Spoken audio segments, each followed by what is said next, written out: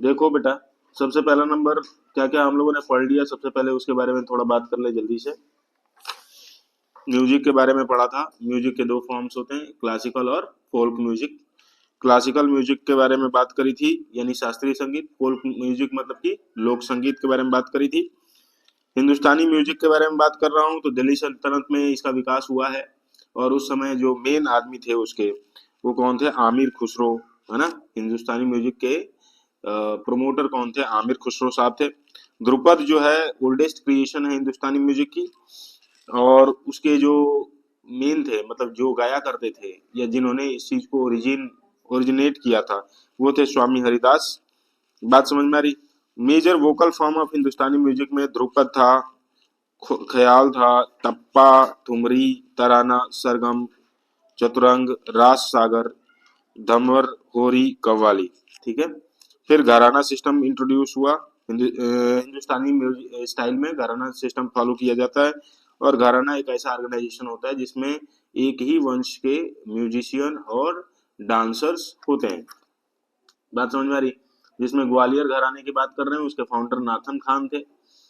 आगरा घराने की बात कर रहा हूँ, हिशयार खान। अतरौली की बात कर रहा हूँ, जो कि जयपुर में इसका ओरिजिन है, और अलादिया खान। और किराना जो कि अवध, अब्दुल वाहिद खान के बारे में बात हो रही है। कर्नाटिक स्टाइल के बारे में बात करता हूँ। आज के डेट में जो कर्नाटिक स्टाइल का जो रूप है वो किसने दिया है? पुरंदरदास ने दिया है।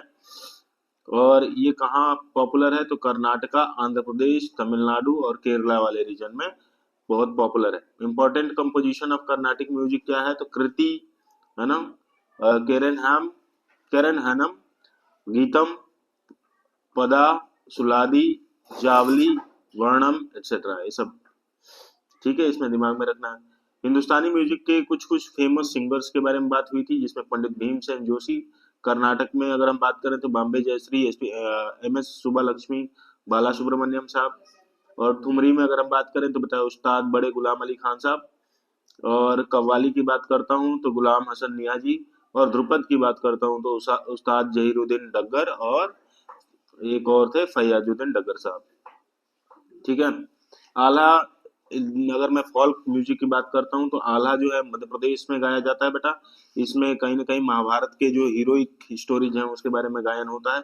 बाउली वेस्ट बंगाल में, भगवती कर्नाटका और महाराष्ट्र में, डांडिया रास गुजरात में, जो कि राधा कृष्णा के जो रासलीला से संबंधित है, उस चीज से इंस्पायर्ड है। और यहाँ पे अगर मैं बात करूँ, जाजिंजा अरुणाचल प्रदेश, है ना। ये सारी चीजें, लावनी महाराष्ट्र, मांड राजस्थान, सोहर बिहार में, जो कि बच्चों के जन्म के उपलक्ष्य में गाया जाता है। ये सारी चीजें बात हम लोगों ने पिछले क्लास में हम लोगों ने पढ़ी थी। एक क्विक रिकैप हम लोगों ने ले लिया है।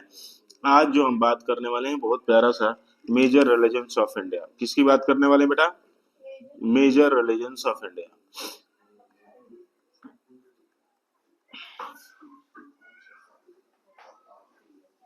Major religions of India.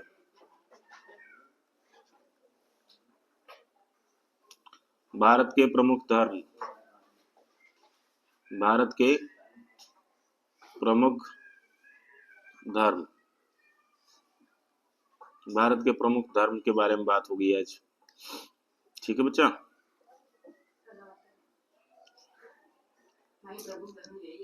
ठीक है।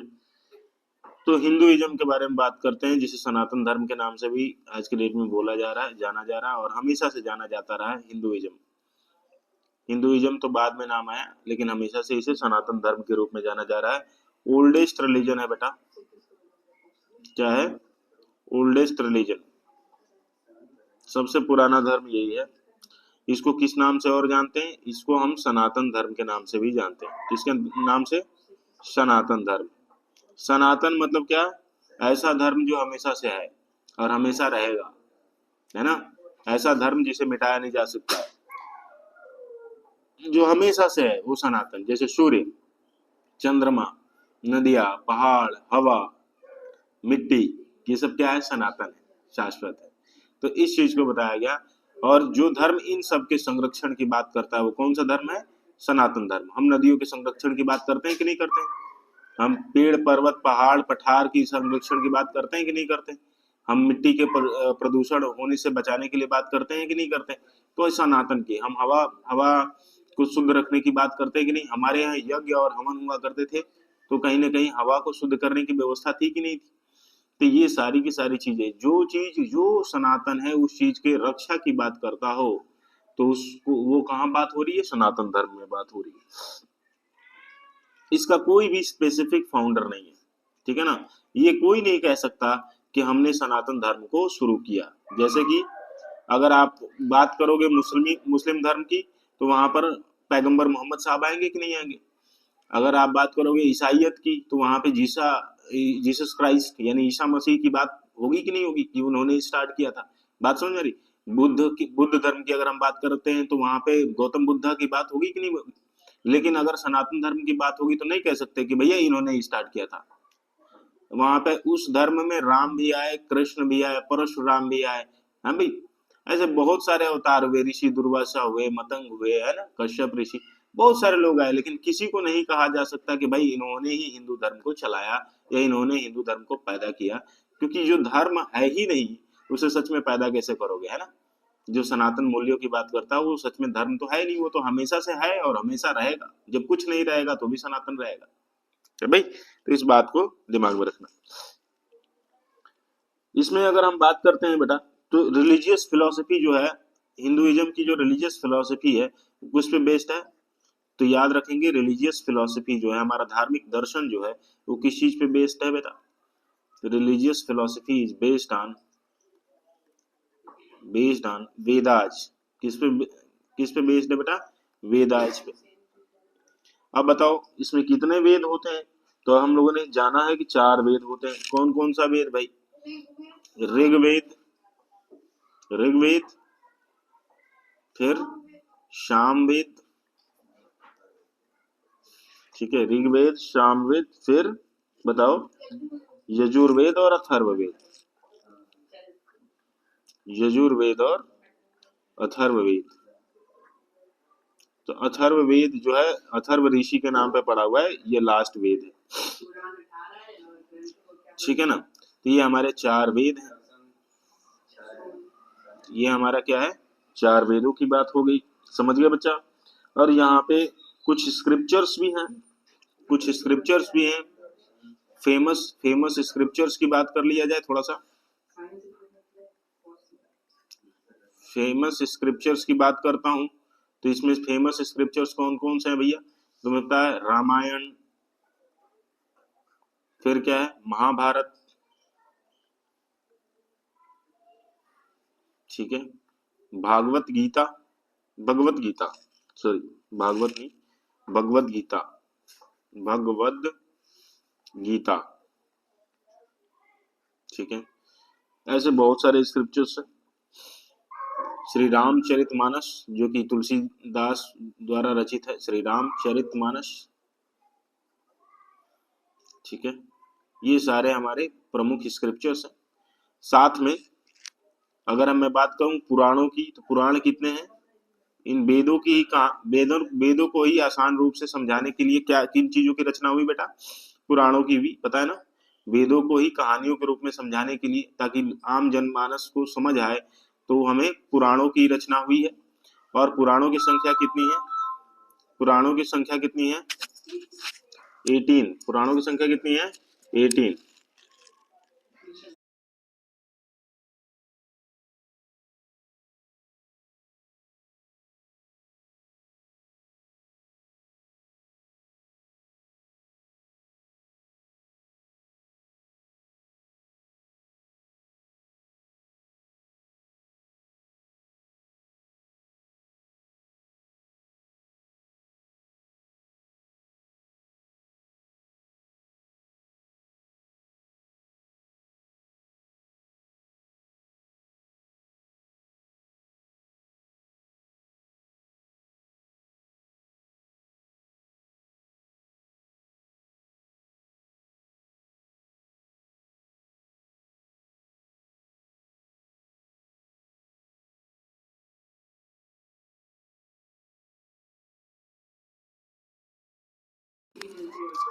ठीक है भाई, स्टार्ट करें बेटा।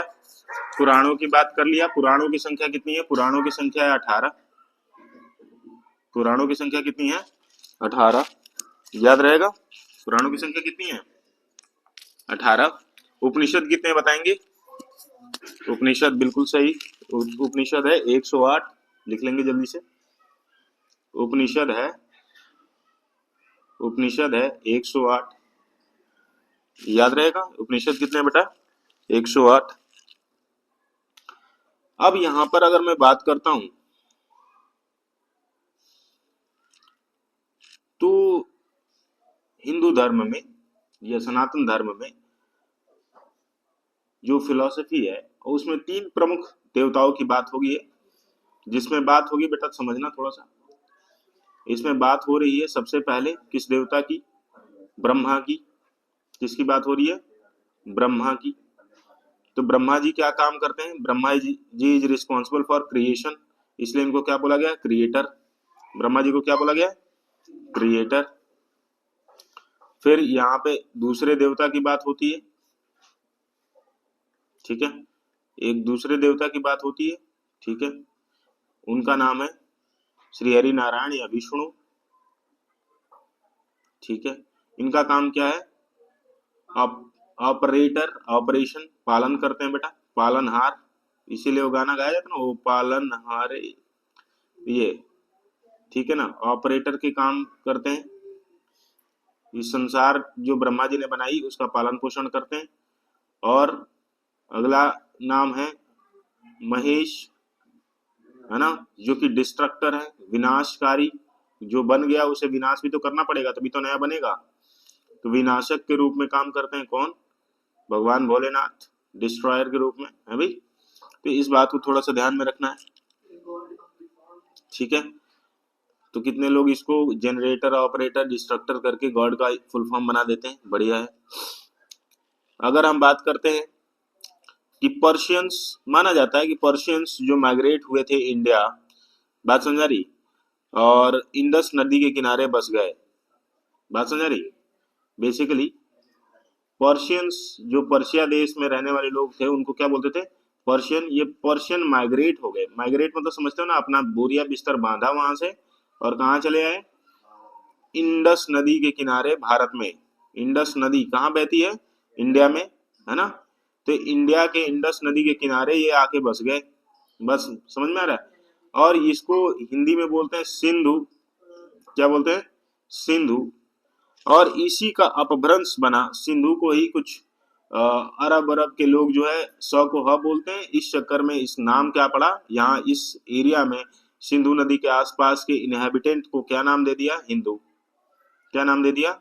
हिंदू। तो इस तरीके से हिंदू नाम पड़ा। बेसिकली हम लोग हिंदू तो ऐसा कुछ है नहीं, हिंदू से कोई लेना देना नहीं है, पुराने के ग्रंथों में कोई हिंदू का नाम नहीं है। हम सनातनी हैं और सनातन ही सब कुछ है। हिंदू तो बाद में पड़ा नाम। सिंधु नदी के आसपास बसने वाले लोगों को क्या नाम दे दिया गया? हिंदू। तो वहां से हिंदू आ गया और हिंदू धर्म में के रूप में प्रयुक्त होने लगा। तो बस इससे ध्यान रखना है। तो ऐसे समझने के लिए समझ लिया जाए कि हिंदू ही सनातन है और सनातन ही हिंदू है, लेकिन सनातन वर्ड जो है पहले से यूज होता चला आ रहा है। 4 आश्रमों के बारे में बात करता हूं बेटा। हिंदू धर्म में, सनातन धर्म में 4 आश्रमों की बात होती है। कौन सा आश्रम है? तो 4 आश्रम, वर्णाश्रम धर्म जिसे हम बोलते हैं। तो 4 वर्ण, 4 आश्रम पहले बात करेंगे और फिर उसके बाद हम बात करेंगे वर्ण की। तो बेटा 4 आश्रम में कौन कौन सा आश्रम है? 4 आश्रम में कौन कौन सा आश्रम है बेटा? सबसे पहला है गृहस्थ। गृहस्थ। दूसरा क्या? अच्छा चलो एक काम करते हैं, ऐसे करते हैं, स्टार्टिंग से करते हैं। ब्रह्मचारी या ब्रह्मचर्य। ब्रह्मचर्य। फिर क्या है? गृहस्थ। फिर क्या है बेटा? वानप्रस्थ। वानप्रस्थ। और फिर क्या है? सन्यास। तो ये 4 आश्रम है बेटा। हिंदू धर्म में 4 आश्रम है। इन 4 आश्रम का मतलब समझो। ब्रह्मचर्य का मतलब क्या माना जाता था? ब्रह्मचर्य थोड़ा समझ लो। ब्रह्मचर्य 0 से लेके 25 साल, क्योंकि हमारे सनातन में जो पूरा एज जो है कितना माना गया है? 100 ईयर्स। कितने साल का माना गया है? व्यक्ति की पूर्ण आयु मानी जाती थी 100 साल की। तो 0 से 25 ईयर्स तक क्या माना जाता था? ब्रह्मचर्य, जिसमें लड़का जो है अपने चरित्र निर्माण पे बल देगा, है ना। और ब्रह्मचर्य का मतलब कहीं ना कहीं ब्रह्म जैसा आचरण से है। तो क्या होगा, क्या करेगा भाई, वो विद्या अध्ययन करेगा, वेदों का अध्ययन करेगा, शास्त्रों का अध्ययन करेगा, व्यवहारिक ज्ञान जुटाएगा। बात समझ, गुरु के समीप रहकर ज्ञान अर्जन करेगा और बाकी की भौतिक चीजों में वो बिल्कुल नहीं फंसेगा। फिर उसके बाद 25 से 50 साल का उम्र क्या है, इसमें वो शादी करेगा, ब्याह करेगा, बच्चे पैदा करेगा, है ना, अपना दुकान, अपना व्यापार, अपनी खेती बाड़ी जो भी करना वो करेगा और अपने परिवार के लिए आजीविका जुटाएगा। फिर 50 अपने बच्चों की शादी करेगा, ये भी है। फिर 50 से 75 में अपने घर में ही रहते हुए ईश्वरीय कामों में, पूजा पाठ में बहुत ज्यादा अपना मन लगा देगा। बात समझ आ रही, अपने घर में रहते हुए ही जब तप ध्यान साधना में बहुत ज्यादा उन्मुख हो जाएगा और घर के बाकी कार्यों में से थोड़ी सी दूरी बना लेगा। घर में रहते हुए भी घर से क्या हो जाएगा, थोड़ा सा विरक्त हो जाएगा। तो ये कौन सा है, वानप्रस्थ। सन्यास क्या है बेटा, तो सन्यास कह रहा है 75 से 100, 75 के बाद अगर आप जिंदा हो तो वो क्या कह रहा है कि सन्यास आश्रम में क्या है कि अपना घर वर छोड़ो और कहीं उत्तर उत्तर काशी के बर्फ के मैदानों में चले जाओ तपस्या करने के लिए। ठीक है, उत्तर उत्तर काशी के मैदानों में चले जाओ। बात समझ में आ रही, ये कब की व्यवस्था है, थोड़ा सा समझने वाली बात है। ये कब की व्यवस्था है बेटा, जब उम्र 100 साल हुआ करती थी। आज के डेट में 70 में ही सब निपट जाते हैं, ठीक है, 60 पे निपट जाते हैं। तो थोड़ा सा मुश्किल है ये पूरे आश्रम धर्म को पालन करना। तो ये बात सही है कि लास्ट वाले तक जाते जाते मामला फिनिश हो जाता है। तो जो अमन कह रहे हैं कि जरूरी थोड़े नहीं है जंगल में जाना, भाई जा ही नहीं पाओगे। जब तक सारी जिम्मेदारियां अपने बच्चों की शादी ब्याह और पढ़ाई लिखाई करवाओगे तब तक हो सकता है कि तुम्हें ऊपर जाने का समय आ जाए, है ना। क्या चीज, कहने का मतलब ये है कि कोई नियम तो है नहीं, कि कोई फोर्सफुल लॉ तो है नहीं। सब लोग थोड़े जाते थे, उस समय भी सब लोग नहीं जाते थे। लेकिन कहने का मतलब अगर तुम्हारे अंदर वो वैराग्य आ गया, क्योंकि अब तुमने लगभग जो 50 से 75 यानी 25 साल का भगवान के अंदर ध्यान लगाया है, भगवान का जब तब पूजा पाठ किया है, तो हो सकता है कि तुम्हारी एक अवस्था बन जाए और विरक्ति आ जाए संसार से। तो उस समय क्या होता था कि लोग निकल जाते थे घर से बाहर, कोई दिक्कत नहीं थी, ठीक भी था, वो बुरा नहीं था। आज के डेट में भी अगर जो जाना चाहे वो जाता ही है ना। कितने लोग नहीं है जो तपस्या नहीं कर रहे हैं सियाचिन ग्लेशियर में बैठ के, करते ही हैं। तो वो है एक व्यवस्था। लेकिन गुरु के सानिध्य में रहकर बड़े आराम से आपको अच्छे गुरु मिल जाए, बात समझ में आ रही, तो बड़े आराम से घर में भी रह के ईश्वर की प्राप्ति की जा सकती है। ईश्वर की प्राप्ति का मतलब क्या है, ईश्वर को प्राप्त होना है, ईश्वर की प्राप्ति नहीं होती, ईश्वर को ही प्राप्त हो जाना होता है। बात समझ में आ रही, ईश्वर कोई व्यक्ति नहीं है जिससे मिलना है, वो एक अवस्था है बेटा, ठीक है। यहाँ पे अगर हम बात करते हैं तो ये 4 आश्रम हो गए। 4 आश्रम कौन, ब्रह्मचर्य, गृहस्थ, वानप्रस्थ और सन्यास। और बेटा 4 वर्णों की बात कर रहा हूँ, कौन सा वर्ण, 4 वर्ण। अब बताओगे मुझे 4 वर्ण कौन कौन से होते हैं।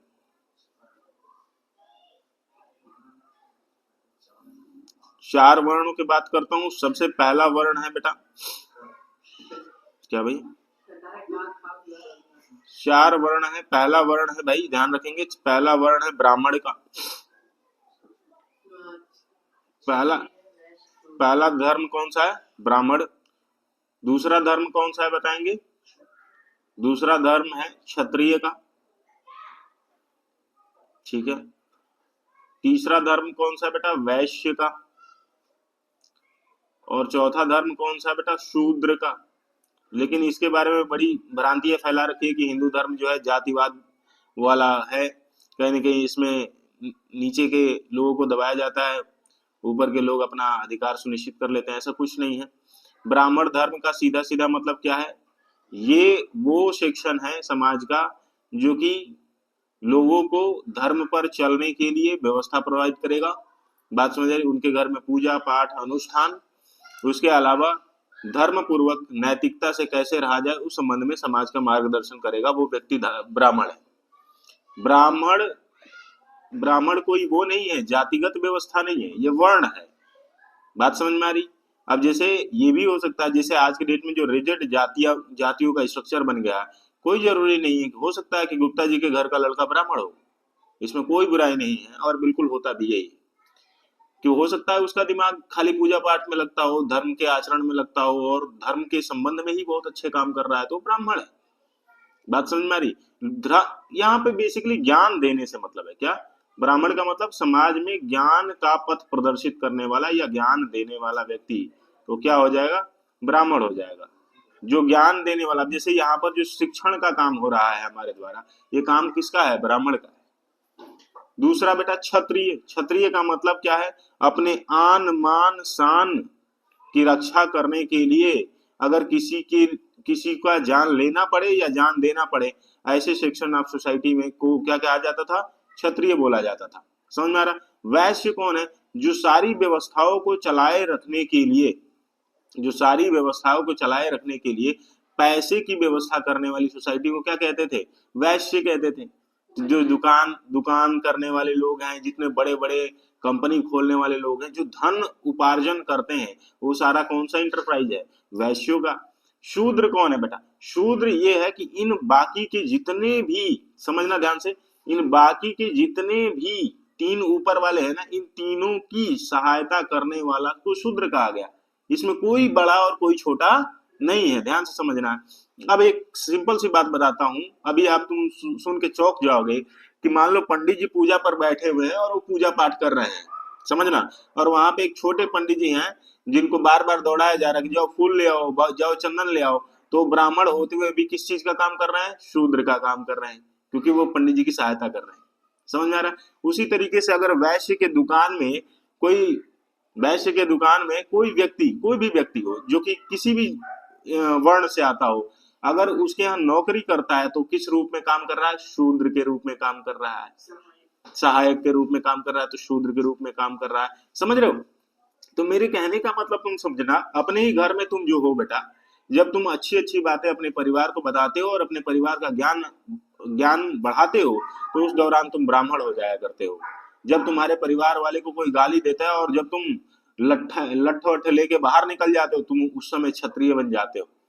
बात समझ में आ रही? और जब अपने तुम परिवार के लिए रोटी कमाने निकलते हो, कुछ कुछ सामान बेच के ले आते हो, संतरे बेचते हो, सेब बेचते हो, या खेती का अपना सामान बेचते हो, तो उस समय तुम वैश्य बन जाते हो।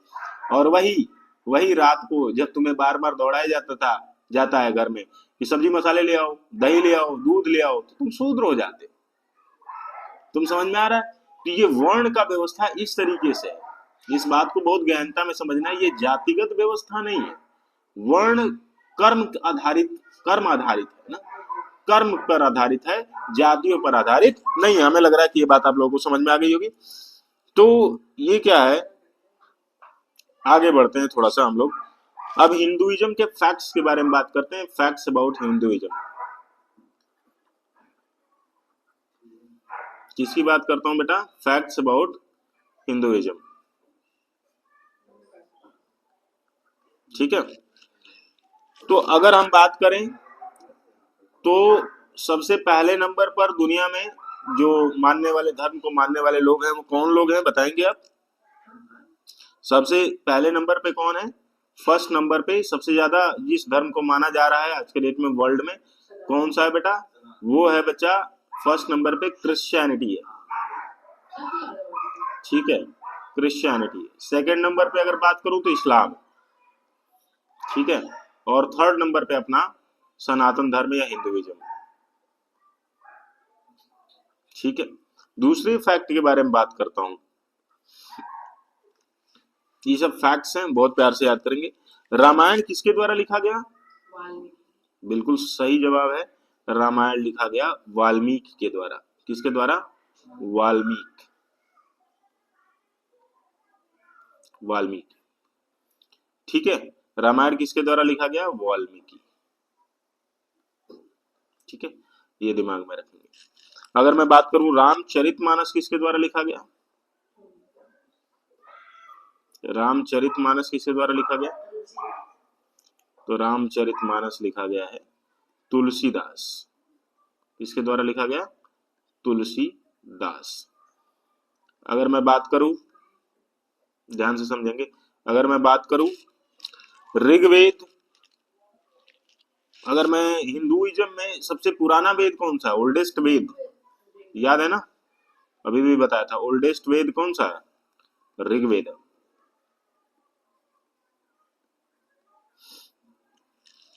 ठीक है। और ऋग्वेद में किन देवताओं के बारे में बात हुई, तो थोड़ा सा समझ लो ऋग्वेद में किसके बारे में बात हुई है, याद समझना किसके बारे में बहुत सारे श्लोक लिखे गए। तो सबसे ज्यादा श्लोक किसके लिए लिखे गए, इंद्र के लिए। किसके लिए बेटा, इंद्र के लिए। क्लियर हो। फिर किसके लिए, अग्नि के लिए, फिर वायु के लिए, और फिर वरुण मतलब जल देवता के लिए। ठीक है, ये सब।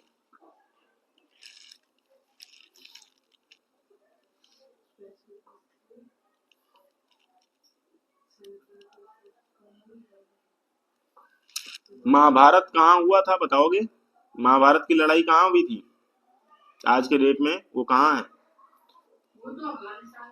भाई साहब क्या बोल रहे हैं। महाभारत की लड़ाई जो हुई थी बेटा कुरुक्षेत्र में हुई। कुरुक्षेत्र कहाँ है तुम्हें पता है ना, हरियाणा में पड़ता है। कहाँ पड़ता है बेटा, हरियाणा में। कितने दिनों की लड़ाई हुई थी। अच्छा, चलिए यहाँ पे और देखेंगे थोड़ा सा। महाभारत में कितने चैप्टर्स हैं, महाभारत में कितने चैप्टर हैं, 18 चैप्टर्स। नोट कर लेंगे। 18 अध्याय। कितने अध्याय, 18 अध्याय। भगवत गीता की बात करता हूं तो भगवत गीता में क्या बताया गया, किसने किसको समझाया कुछ। भगवत गीता में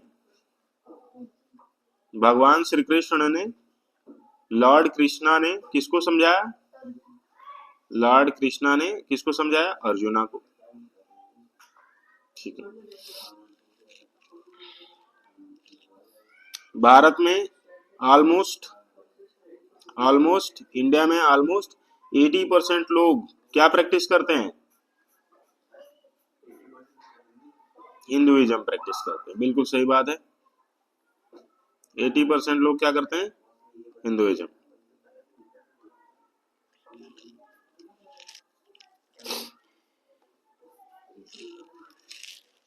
समझ में आ रहा, 80% लोग क्या करते हैं, हिंदुइज्म।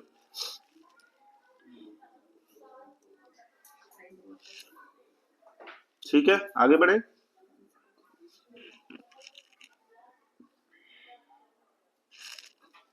चलते हैं, कुछ चीजों के बारे में और जान लेते हैं।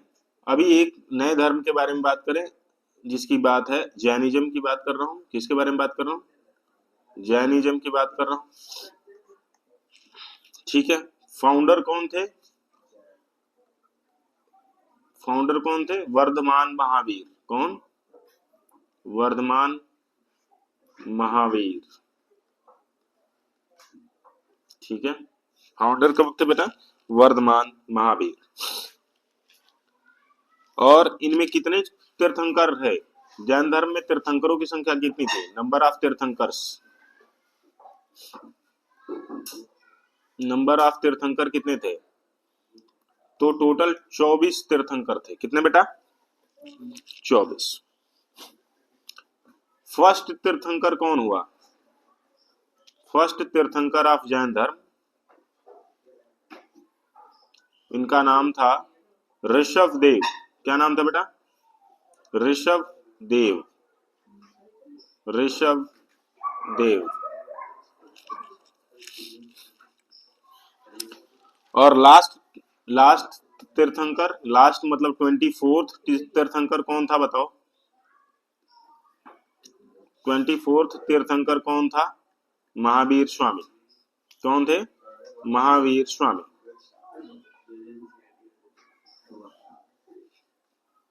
महावीर स्वामी थे। कौन थे भाई, महावीर स्वामी।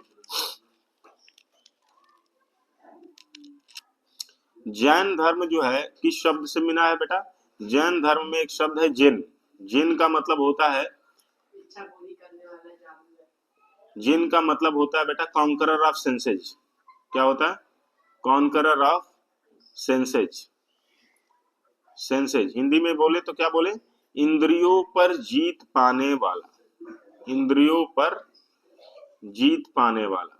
जो अपनी इंद्रियों पर जीत पा ले है ना, जीतने वाला, इंद्रियों पर जीत पाने वाला, उनको क्या बोला गया, जिन। और वहां से क्या शब्द निकला है बेटा, जैन। और वहां Jainism, practice of following Jain is called Jainism. तो मेन सबसे इंपॉर्टेंट तीर्थंकर के बारे में बात करो, सबसे इंपॉर्टेंट तीर्थंकर कौन हो गए, महावीर स्वामी, क्योंकि इनके बाद कोई तीर्थंकर हुआ ही नहीं। तो महावीर स्वामी के बारे में अब बात करेंगे। महावीर स्वामी के बारे में आज बात करेंगे, चले बात करें, तो ठीक है बेटा, महावीर स्वामी के बारे में बात होगी। चलिए, महावीर स्वामी के बारे में जब बात हो रही है तो इनका जन्म कब हुआ था, तो इनका जन्म हुआ था 540 ईसा पूर्व, 540 बीसी, बिफोर क्राइस्ट। क्लियर है, क्लियर हो रही है, समझ में आ रहा, कहाँ हुआ था, तो याद रखना वैशाली, एक जगह का नाम है वैशाली, ठीक है, कुंडल ग्राम में, वैशाली कुंडल ग्राम, वैशाली कुंडल ग्राम, ठीक है ना, वैशाली कुंडल ग्राम में हुआ था। इनका बचपन का नाम क्या था, चाइल्डहुड नेम क्या था, चाइल्डहुड नेम क्या था बेटा, वर्धमान। क्या नाम था, वर्धमान। चाइल्डहुड नेम क्या था, वर्धमान। फादर नेम क्या था, father name Siddharth. Father name क्या था बेटा, सिद्धार्थ। भैया एक नाम दो लोग कहो, फादर नेम क्या था, Siddharth.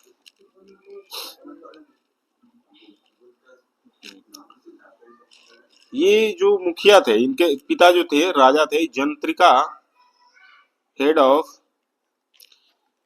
जंत्रिका clan, Jnatrika clan, clan का मतलब राजवंश समझ लो,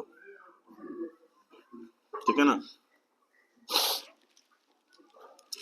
अच्छा, इनका महावीर स्वामी का सिंबल क्या था बेटा, ये याद रखना है, बहुत बार बार पूछा जाता है। महावीर स्वामी का सिंबल था शेर, लायन। क्या था भैया, लायन, शेर, ठीक है ना, सिंबल क्या था, लायन। चला जाए आगे।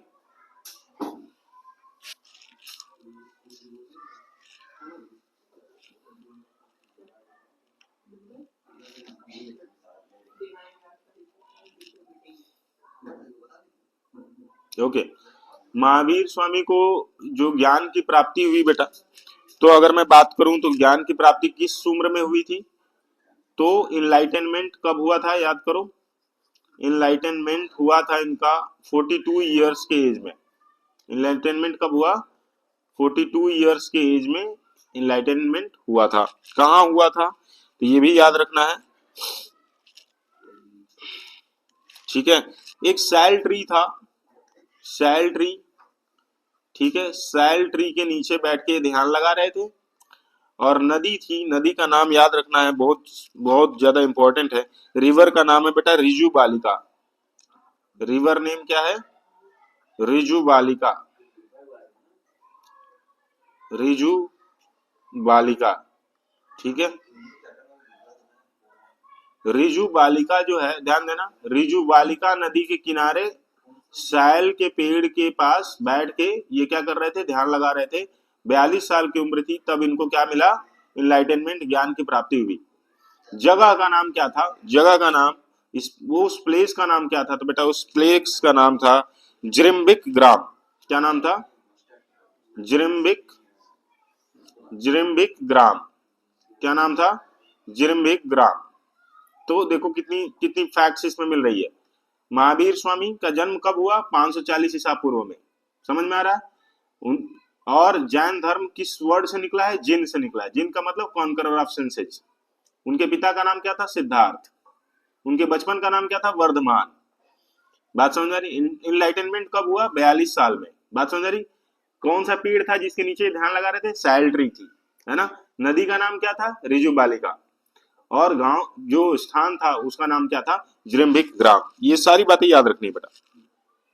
आफ्टर इनलाइटनमेंट, आफ्टर इनलाइटनमेंट, जब ज्ञान प्राप्त हो गया महावीर स्वामी को, तब इनको क्या बोला गया, केवलिन बोला गया। क्या बोला गया, केवलिन बोला गया, है ना। तब ये जैन कहलाए, बेसिकली क्या कहलाए, ये जैन कहलाए।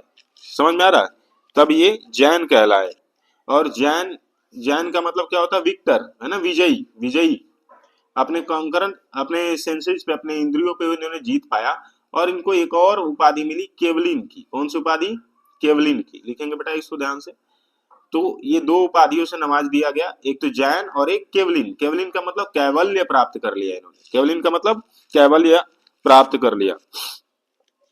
अच्छा, इसके बाद आफ्टर इनलाइटेनमेंट इन्होंने 30 ईयर्स तक क्या करी, 30 ईयर्स ऑफ प्रीचिंग, उपदेश देते रहे घूम घूम के। जो पाया वो बताया जाए ना, यही तो नियम है, जो समझ लिया गया उसे समझा दिया जाए, यही नियम है। तो इनको जब समझ आया तो ये 30 सालों तक प्रीचिंग करते रहे। और एंड एट लास्ट, लास्ट में कहां पर मरे ये, तो डाई एट पावा। एक जगह का नाम है क्या, पावा। ये कहाँ पड़ती है, ये राजगृह के पास पड़ती है। बिहार में एक जगह है बेटा, क्या, राजगृह। बिहार में एक जगह है राजगीर, आज बहुत सुंदर जगह है राजगीर। अगर तुम डाल के देखोगे, वहां पे ग्लास ब्रिज भी नीतीश गवर्नमेंट ने बनवाया हुआ है। बहुत सुंदर जगह है घूमने के लिए, बहुत, वहां झरने वरने सब है। तो राजगिरी बिहार। तो पावा एक जगह है राजगिरी, है ना, राजगिरी के पास पड़ता है। वहीं पर इन्होंने लास्ट में अपना, कितने साल की उम्र में, तो at the age of 72 years. तो महावीर स्वामी कितने साल तक जिए बेटा, 72 साल की उम्र में राजगृह के निकट पावा नामक स्थान पर 30 सालों के उपदेश के उपरांत वहीं पर उन्होंने अपनी आखिरी सांस ली थी। क्लियर हो रही है बात, ठीक है ना बेटा। ये महावीर स्वामी की बात हो रही है, बुद्धिज्म की बात नहीं हो रही। अच्छा भाई, जैनिज्म की बात हो रही है। तो अब यहाँ पर जैन सेक्ट में भी बात करता हूं। तो दो पार्ट में बट गए थे, कौन कौन, दो पार्ट। एक बना था बेटा श्वेतांबर और एक बना था दिगंबर। कौन सा बना था, श्वेतांबर और दिगंबर। तो अभी हम इसकी बात करेंगे, ध्यान से समझेंगे। जैनिज्म दो सेक्ट में डिवाइड हो गया था, आगे चल के जैनिज्म दो भाग में डिवाइड हो गया। एक बना था श्वेतांबर, श्वेतांबर, अंबर का मतलब क्या होता है, पहनावा। और एक क्या था, दिगंबर। ठीक है, अंबर का मतलब आकाश भी है और पहनावा भी है, कपड़ा भी है। तो श्वेतांबर का मतलब ऐसे लोग जो कि व्हाइट क्लोथिंग में रहे, किसमें, हाँ। तो इसको किसने, थोड़ा समझना, श्वेतांबर को किसने प्रमोट किया था, इसके प्रोमोटर कौन थे, तो ये लिख लो बेटा। श्वेतांबर के प्रोमोटर थे स्थूल भद्र। क्या नाम था इनका, ये जानना बहुत जरूरी है। इनका नाम था स्थूल भद्र। इनके प्रमोटर का नाम क्या था बेटा, स्थूल भद्र। ठीक है। और दिगंबर थे, दिगंबर के प्रोमोटर कौन थे बताओ। दिगंबर के प्रोमोटर थे बेटा भद्र बानु, भद्र, भद्र बानु। दिगंबर के प्रोमोटर कौन थे, भद्र बानु। अच्छा, श्वेतांबर में होगा क्या, इसमें व्हाइट, व्हाइट क्लोथिंग होगी। सब लोग कैसा कपड़ा पहनेंगे, व्हाइट क्लैड, ठीक है ना। और इस वाले में क्या है, इसमें कोई कपड़ा ही नहीं है, जो आसमान है वही तुम्हारा कपड़ा है, ठीक है ना, स्काई क्लैड, ठीक है, कोई कपड़ा नहीं। बात समझ में आ रही। तो ऐसे दिगंबर जो साधु संत होते हैं जैन धर्म में, वो लोग क्या करते हैं, पूरी तरीके से संन्यास्त होते हैं और बिल्कुल कोई कपड़ा धारण नहीं करते, बिल्कुल, बिल्कुल कोई कपड़ा धारण नहीं करते और कोई चप्पल वप्पल भी नहीं पहनते। यहाँ पे अब मैं बात करता हूँ बेटा थ्री जेवल्स ऑफ जैनिज्म। किसकी बात करता हूँ, three jewels of Jainism. Jainism के तीन जेवल्स की बात करता हूँ, मतलब तीन रत्न। किसकी बात कर रहा हूं मैं, त्रिरत्न की बात कर रहा हूँ।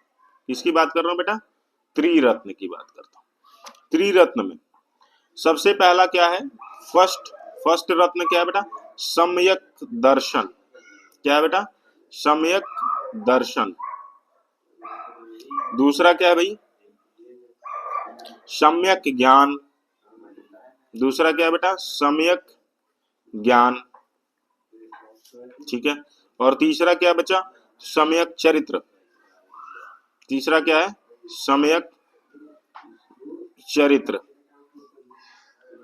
सम्यक ज्ञान, सम्यक दर्शन, सम्यक चरित्र।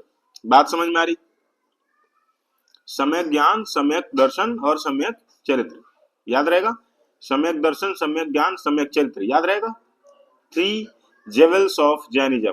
ये त्रिरत्न है। क्या है बच्चा? त्रिरत्न है। याद रहेगा? अब हम लोग बात करेंगे 5 वो ऑफ जैनिज्म।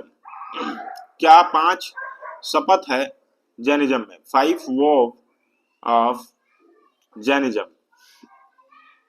देखो भाई, तुम लोग इसमें से कितने फॉलो करते हो 5 वो ऑफ जैनिज्म में? सबसे पहला है नॉन वायलेंस। नॉन वायलेंस का मतलब क्या है? अहिंसा। अहिंसा परमो धर्मा। दूसरा कौन सा है? दूसरा इन्होंने क्या बताया है? दूसरा बोला ट्रुथ, हमेशा सच बोलिए। गांधी जी ने यहीं से चुराया था। ठीक है। Non stealing. क्या है? नॉन स्टीलिंग, किसी की कोई सामान क्या करेंगे? चुराएंगे नहीं। ठीक है। फिर अगला क्या है बेटा? चैस्टिटी, शुद्धता। क्या करें? किसकी बात हो रही? चैस्टिटी का मतलब शुद्धता, शारीरिक और मानसिक। और 5वां नॉन पजेसिवनेस।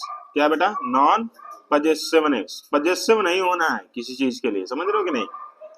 नहीं तो जान दे देंगे वाला गेम नहीं खेलना है। तो 5 वो है non violence, truth, non stealing, chastity और नॉन पजेसिवनेस। ये 5 वाव हैं, दिमाग में रखना है। जैन धर्म के 5 वाव कौन से हैं? सम्यक दर्शन, सम्यक ज्ञान, सम्यक चरित्र, त्रिरत्न हो गए। और 5 वाव कौन से हैं? तो नॉन वायलेंस, ट्रूथ और नॉन स्टीलिंग, चैस्टिटी और नॉन पजेसिवनेस।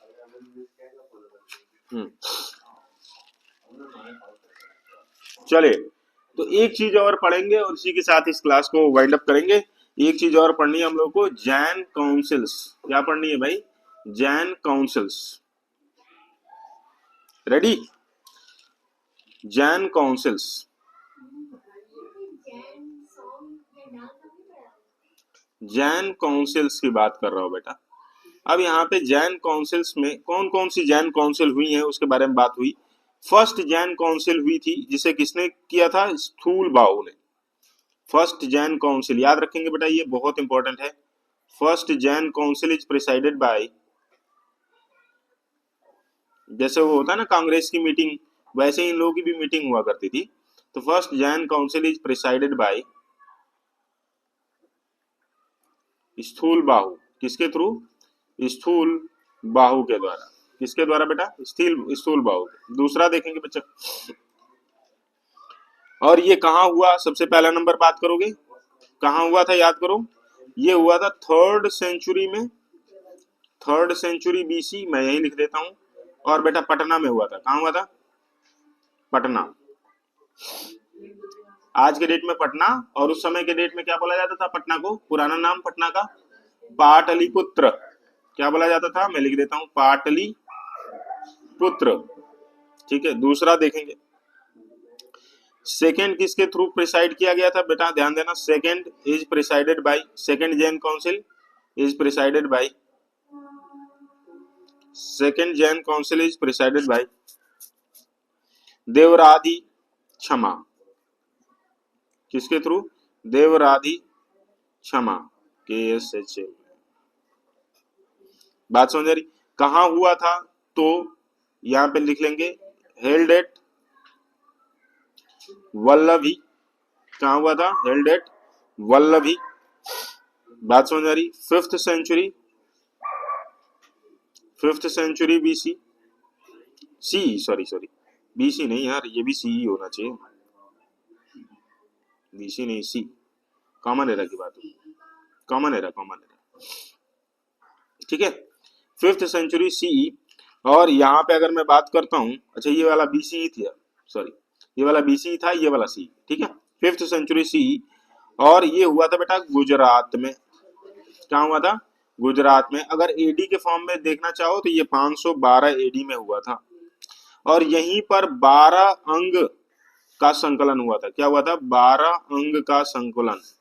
12 अंगों का संकलन हुआ था, कंपोजिशन ऑफ 12 अंगा, ठीक है ना, कंपोजिशन ऑफ 12 अंगा, कंपोजिशन ऑफ 12 अंगाज। तो क्या क्या बातें सीखी हम लोगों ने, जल्दी जल्दी देखेंगे इसको, जल्दी जल्दी देखेंगे क्या क्या।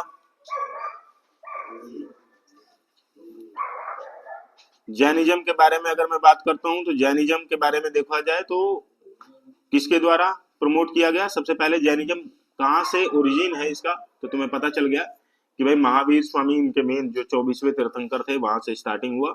इनका जन्म 540 बीसी में हुआ था, वैशाली के कुंडग्राम में हुआ था। बचपन का नाम क्या था, वर्धमान। फादर का नाम क्या था, सिद्धार्थ, है ना, जनत्रिका क्लान के वो हेड थे। इनलाइटनमेंट कब हुआ, 42 ईयर्स में हुआ, सैल ट्री के नीचे, और नदी का नाम रिजु बालिका था, और जगह जो थी वो क्या था, जृम्बिक ग्राम, याद रहेगा।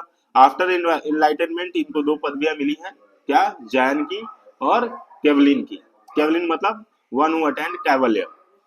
30 साल इन्होंने प्रीचिंग किया, और लास्ट में राजगिरी के पास एक जगह है जिसका नाम है पावा, वहां पर इन्होंने अपनी अंतिम सांस ली। उस समय उम्र इनकी कितनी थी, 72 ईयर्स। कितनी थी, 72 ईयर्स। आगे के कालांतर में क्या हुआ, समय बढ़ने के साथ जैनिज्म 2 पार्ट में टूट गया। एक का नाम है श्वेतांबर, एक पार्ट का नाम है श्वेतांबर और दूसरे का नाम है दिगंबर। श्वेतांबर को किसने प्रमोट किया बेटा, स्थूलभद्र ने, और दिगंबर को किसने प्रमोट किया, भद्रबाहु ने। किसने, भद्रबाहु, भद्रबाहु नहीं बेटा, भद्रबाहु, गलत बात, हाँ जी, भद्रबाहु, कुछ तो प्रॉब्लम है।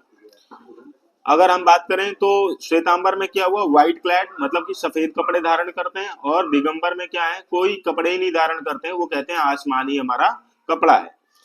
जैन धर्म के 3 त्रिरत्नों की बात हो रही है, 3 जेवल्स ऑफ जैन धर्म, जिसमें सम्यक दर्शन, सम्यक ज्ञान और सम्यक चरित्र की बात हो रही है। 5 ऑफ जैनिज्म के बारे में बात करते हैं, जिसमें non violence, truth, non stealing, chastity और नॉन पॉजिटिवनेस के बारे में बात हो रही है। मतलब आसक्ति नहीं रखेंगे, अहिंसा का पालन करेंगे, सच बोलेंगे, और किसी की चीज को बिना बताए उससे नहीं लेंगे, मतलब चुराएंगे नहीं, अस्तेय की व्यवस्था है। चैस्टिटी का मतलब शारीरिक और मानसिक शुद्धता के बारे में बात हो रही है ना। खुद भी साफ रहेंगे और अपने मन को भी साफ रखेंगे। जैन काउंसिल के बारे में बात करता हूं तो फर्स्ट जैन काउंसिल जो हुआ था स्थूलबाहु के द्वारा 3rd सेंचुरी बीसी में कराया गया था, जो कि पाटलिपुत्र में कराया गया था। और सेकंड, अच्छा सॉरी, यहाँ पे अगर मैं बात करता हूँ तो अच्छा हाँ ठीक है, इसमें तो बता दिया ना, 3rd सेंचुरी बीसी में हुआ था और पाटलिपुत्र में हुआ था, स्थूलबाहु के द्वारा कराया गया था। सेकंड वाले की बात करता हूँ तो देवरादि क्षमा के द्वारा कराया गया बेटा। कहाँ वो कराई गई थी, वल्लभी में कराया गया था, और वल्लभी कहाँ पड़ता है, गुजरात। वल्लभी कहाँ पड़ता है, गुजरात। ये 5 सेंचुरी एडी में, मतलब 5th सेंचुरी सीई यानी कॉमन एरा, यानी कि 512 एडी की बात हो रही। इसी में 12 अंगाज का कंपोजिशन हुआ था। ये मेन बातें थी जैन धर्म के बारे में, ये हो गई। अगले क्लास में हम लोग बुद्धिज्म के बारे में पढ़ेंगे। आज के लिए इतना ही, मिलते हैं कल।